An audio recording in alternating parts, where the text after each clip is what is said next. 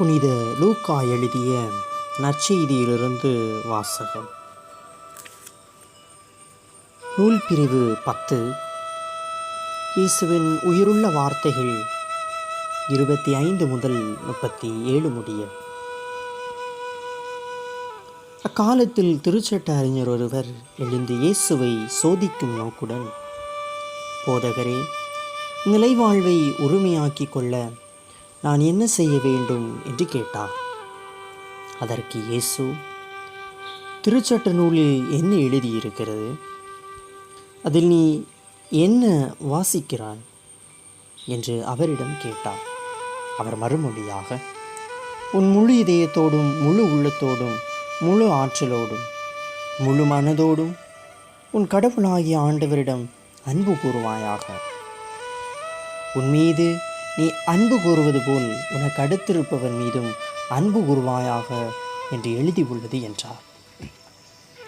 இயேசு, சரியாய் சொன்னீர், அப்படியே செய்யும், அப்பொழுது வாழ்வீர் என்றார்.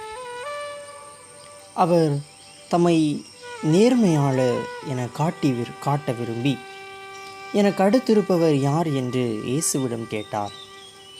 அதற்கு அவர் மறுமொழியாக கூறிய உவமை,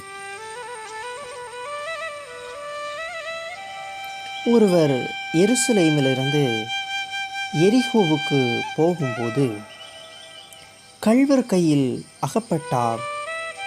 அவருடைய ஆடைகளை அவர்கள் உரிந்து கொண்டு அவரை அடித்து குற்றுயிராக விட்டு போயினார்கள். குரு ஒருவர் தற்செயலாய் அவ்வழியே வந்தார். அவர் அவரை கண்டதும் மறுபக்கமாக விலகிச் சென்றார். அவ்வாறே லேவியரொருவரும் அவ்விடத்துக்கு வந்து அவரை கண்டதும் மறுபக்கமாய் விலகிச் சென்றார். ஆனால் அவ்வழியே பயணம் செய்து கொண்டிருந்த சமாரியர் ஒருவர் அருகில் வந்து அவரை கண்டபோது அவர் மீது பரிவு கொண்டார். அவர் அவரை அணுகி, காயங்களில் திராட்சை மதுவும் எண்ணெயும் வார்த்து அவற்றை கட்டி தாம் பயணம் செய்த விலங்கின் மீது ஏற்றி ஒரு சாவடிக்கு கொண்டு போய் அவரை கவனித்து கொண்டார். மறுநாள் 2 தெனாரியத்தை எடுத்து சாவடி பொறுப்பாளரிடம் கொடுத்து, இவரை கவனித்துக் கொள்ளுங்கள், இதற்கு மேல் செலவானால் நான் திரும்பி வரும்போது உமக்கு தருவேன் என்றார்.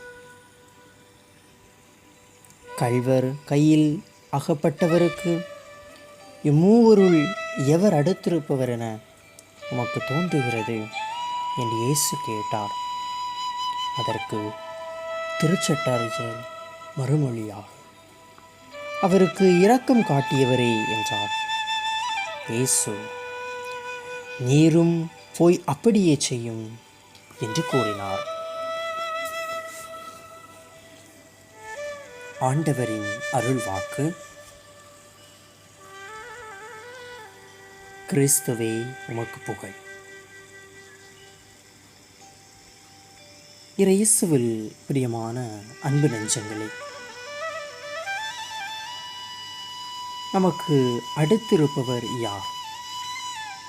நம்முடைய உதவிக்கு யார் தகுதி உடையவர்கள் என்று ஆராயாமல் மனப்பூர்வமாக உணர்வுபூர்வமாக எல்லைகளை கடந்து இரக்கச் செயல்களில் ஈடுபட இன்றைய வாசகங்கள் நம்மை அழைக்கின்றது. எல்லைகளை கடந்த இரக்கம் என்பது ஒரு பயணமாக அமைகிறது. அது இலக்குக்காக அல்ல, மாறாக இது ஒரு சவாலான பயணமாக இருந்தாலும் பலனளிக்கும் ஒன்றாக நம்முடைய வாழ்வில் அது மாறுகின்றது. இப்பயணம் நமக்கு அடுத்திருப்பவரோடு இன்னும் ஆழமான ஒரு உறவை நாம் பாராட்ட, அதை பயணிக்க அழைப்பு விடுக்கின்றது. அதேபோல சமூகத்தை வலுப்படுத்துவதற்கும் நம்மை கனிவுள்ள மனிதர்களாக மாற்றவும் இது நமக்கு உதவியாக இருப்பதை நம்மால் பார்க்க முடிகிறது. ஆம், என் அன்பு நெஞ்சங்களே, நமக்கு அடுத்திருப்பவருக்கு உதவிகள் செய்யவும் அல்லது இரக்கச் செயல்களில் ஈடுபடுவதற்கும் நம் மனங்களில் தடைகளை உருவாக்கி எல்லைகளை நாம் விதித்துள்ளோம்.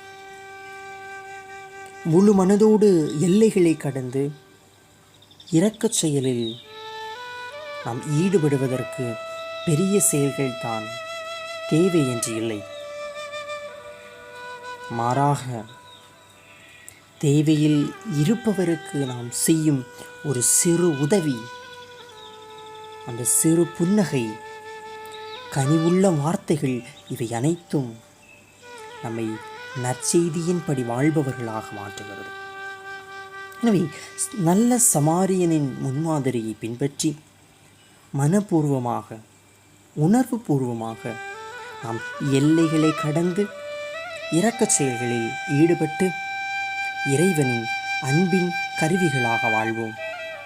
இறையாசிரை இந்த நாள் முழுவதும் இறைமகனேசு வழியாக பெற்றுச் செல்வோம். ஆமென்.